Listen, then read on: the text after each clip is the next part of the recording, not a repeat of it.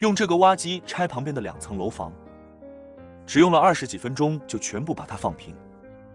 今天我和我的好大哥新买的大挖机接到了第2个活，第1个活在牛场上面给人家掏牛粪。今天我的好大哥接的这个活呢，是来给这户东家给他拆房子，然后再把这个地基给他整平就可以了。拆房开始之前，咱们先用挖机给他行3个礼。今天拆的这个房子，可以说它非常的好拆，也可以说它非常的不好拆。为什么会说它非常的好拆呢？首先是这样的房子，用我这个挖机拆起来，基本上一碰就碎。为什么又说它非常的不好拆呢？大家可以看到，在房子的背后有很长的一个钢架棚。这东家给我说，让我无论怎么挖，一定不要碰到它的钢架棚，不能把钢架棚给它砸坏了。所以说难度就在这里。拆到这最边上的这里的时候，我放慢一点给大家看一下，我把我的挖斗直接伸到这个房顶上，往自己的面前扒。还好它的这个底还有那个梁没有往房子钢架棚那边倒，不然的话如果倒过去，那它这个钢架棚简直不堪一击。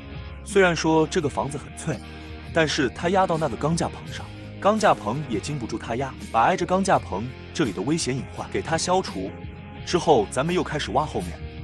在后面这里在里面也有一个钢架棚，所以说这个房子同样屋顶不能往后面倒，必须挖的时候要往自己的面前扒。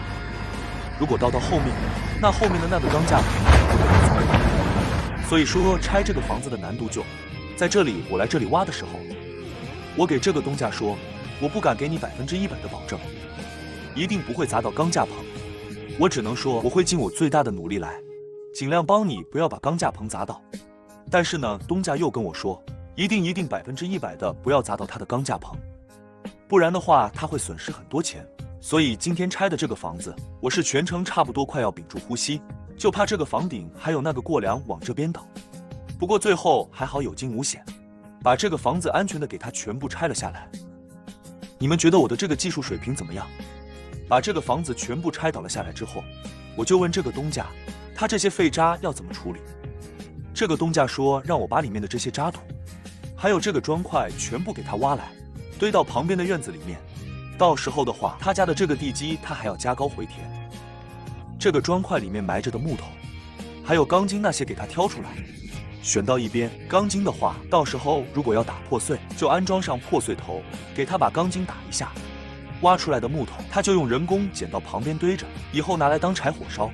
在清理这个砖渣的时候，这个灰非常的大，人家就给我说让我先把挖机停下，等他把菜炒好了之后，咱们吃了饭，然后再接着再干，给你们看一下我们这边的伙食怎么样。这个东家的人品应该也不用说，他家拆这个房子都有这么多的邻居来帮他的忙，说明他的人缘真的非常的好。把饭吃好了之后，我就继续来清理这些建筑垃圾。我在吃饭的时候和这个东家大概沟通了一下，他家这个地基还要怎么样挖。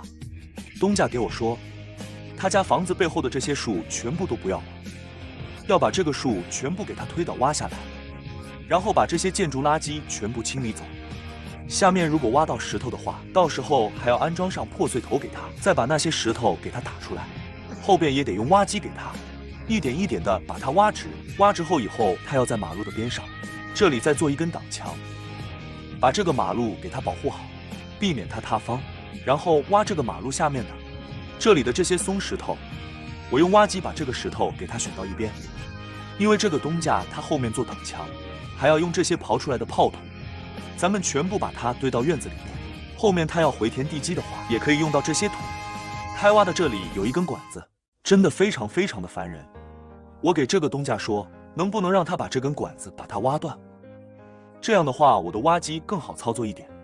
没想到这个东家给我说，这根水管他没有找到水管的开关在哪里，所以说那根管子不能把它挖断。如果挖断的话，那个水那就会一直流。我清理了好一会，终于把这个泥巴和那个管子全部清理，分开管子也没有给它挖爆。你们说我的这个水平怎么样？最后清理出来的这个土真的实在太多了，外面的院子堆也堆不下，只有把它堆在场地上。先把需要打破碎的这些石头全部给它清理出来，咱们先把炮头换了之后，后面再来清理这些泥巴渣土。最后和大家聊一个题外话，很多朋友问我为什么2个挖机我都不请驾驶员来开呢？因为现在这个挖机买回来，我成本也投得非常的大。还有就是挖机现在也没什么活干，我想的是哪台挖机有活，我就去开哪一台。如果2台都有活的话，我到时候就请替班。你们觉得我这样的想法可以吗？